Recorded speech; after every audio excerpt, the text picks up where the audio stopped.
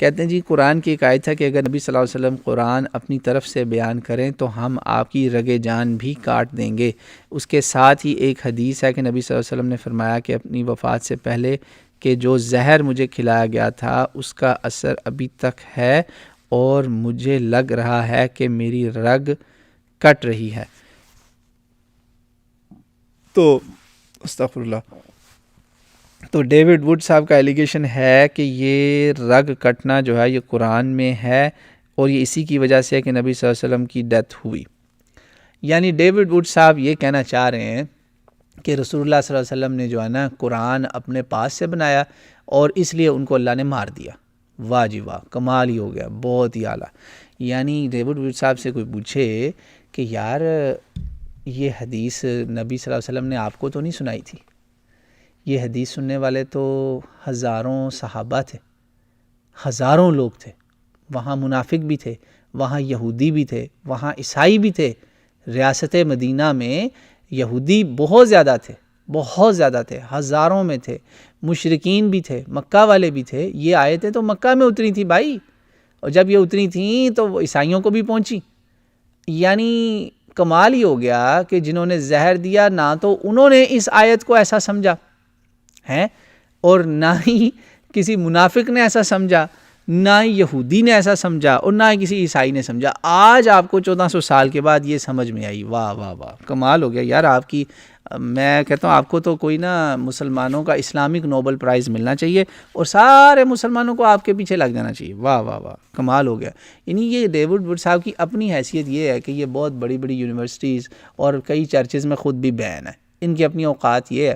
ان کا بیڑا غرق الحمدللہ ہو چکا ہے۔ ان کا مناظرہ ہوا تھا 1 سال پہلے محمد حجاب کے ساتھ، ہمارا ایک نیا مجاہد ابھرتا ہوا ستارہ۔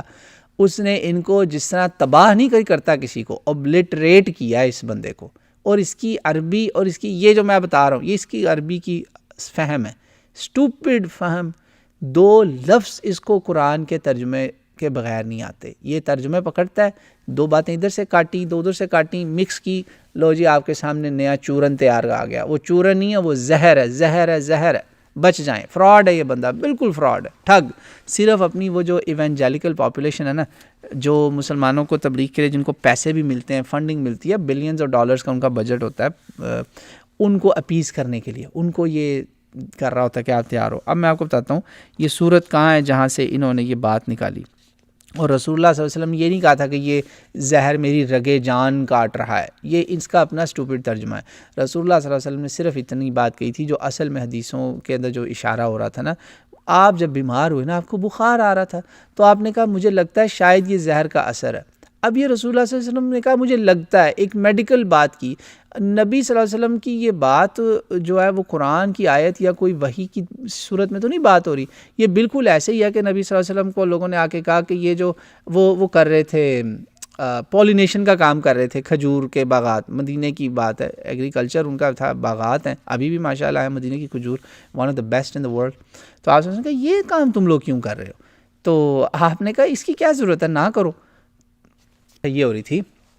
ہاں، تو رسول اللہ صلی اللہ علیہ وسلم نے جب انہیں کہا، وہ میں واقعہ آپ کو بتا رہا ہوں کہ یار یہ تم ایسے نہ کرو پولینیشن کا کام، وہ اگلے سال کچھ ہوا ہی نہیں۔ تو صحابہ کرام نے جب کچھ پیدا نہیں کہا رسول اللہ یہ تو کام خراب ہو گیا، تو آپ نے کہا کیوں؟ کہا آپ نے کہا تھا ایسے نہ کرو۔ تو آپ نے وہاں ایک بڑی پیاری بات کی، آپ نے کہا انتم اعلم بامور دنیاکم، تم جو امور دنیا ہے اس میں تم مجھ سے زیادہ بہتر جانتے ہو، تم جو بہتر ہوتا ہے وہ کیا کرو۔ یہ تو میں نے ایک ایسے ہی بات کی تھی کہ یہ پتہ نہیں کیا تم کر۔ اب کیونکہ رسول اللہ صلی اللہ علیہ وسلم کہاں سے ہیں بھائی؟ مکہ سے۔ مکہ میں کوئی ایگریکلچر نہیں ہے۔ اس سے یہ بھی پتہ چلتا ہے کہ نبی خدا نہیں ہوتا، نبی انسان ہوتا ہے، ٹھیک ہے؟ اور وہ انسانی جو ہیومن نالج ہے نا، وہ جو انسان کو ایکوائر کرنا ہے، وہ نالج ایکسپیریمنٹ سے آتا ہے۔ تو آپ کو پتہ ہے میڈیکل سائنس اس بات کو جانتی ہے کہ ایک پوائزن ایک بندے کو 4 سال 3 سال پہلے دیا جائے اور وہ پوائزن جو ہے جناب وہ تو جسم سے نکل گیا ہوتا ہے، اب وہ دوبارہ پوائزن کہاں سے واپس آئے گا؟ ٹھیک ہے نا؟ یہ تو اس کا کوئی اس سے لینا دینا ہی نہیں ہے۔ اور دوسری بات یہ، سب سے بڑی بات یہ کہ یہ جو اس نے بات کی نا ڈیوڈ ووڈ نے، تو اس لیے یہ جو حملہ کرنے کی کوشش کر رہے ہیں رسول اللہ صلی اللہ علیہ وسلم پہ کہ انہوں نے کہا تھا یہ جی زہر مجھے مار رہا ہے، او بھائی رسول اللہ صلی اللہ علیہ وسلم کو اس کو بخار آ رہا تھا بہت زیادہ. جب ایک بندے کو فیور ہو رہا ہے، ایک بندے کو فیور ہے، تو وہ کچھ بھی کہہ سکتا ہے. یار استغفر اللہ، کہاں نبی کہاں ہم جیسوں کو کوئی چھوٹا سا بخار آ جائے، کانٹا چبھ جائے، کوئی تکلیف ہو، تو ہم فوراً کہتے ہیں یار یہ اس وجہ سے نہ ہوا ہو، یہ فلاں چیز سے نہ ہوا ہو. ایک انسان ہے نا، انسانی فطرت ہے، this is human nature, that's all what it از.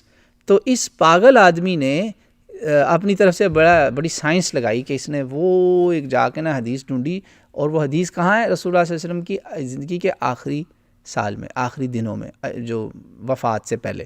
وہ وہاں سے بات پکڑی اور قرآن سے اس کو ملا رہا ہے، جو کہ بات اتری تھی 22 سال پہلے، 22 سال پرانی بات، جو اور اس ریولیشن کا اس سے کوئی لینا دینا نہیں.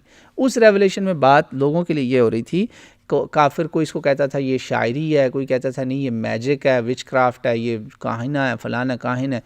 تو اللہ نے کہا نہیں، یہ اللہ کا کلام ہے، اگر یہ اس کا اپنا کلام ہوتا تو ہم اس کو بات بھی نہ کرنے دیتے، اس کو وہیں اس کی گرفت ہو جاتی، نعوذ باللہ گرفت ہو جاتی. تو ہوئی تو نہیں نا بھائی، 20 سال گرفت نہیں ہونی تھی. تم اب آئے ہو، قرآن پورا ہونے کے بعد اللہ کو یاد آیا.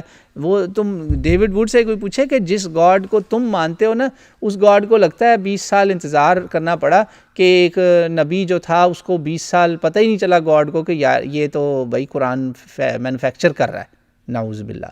ان کا کرسچن جو ایونجیلیکلز ہیں نا، جو مسلمانوں پہ حملے کرتے ہیں، یار آئی فیل سوری فار دیم.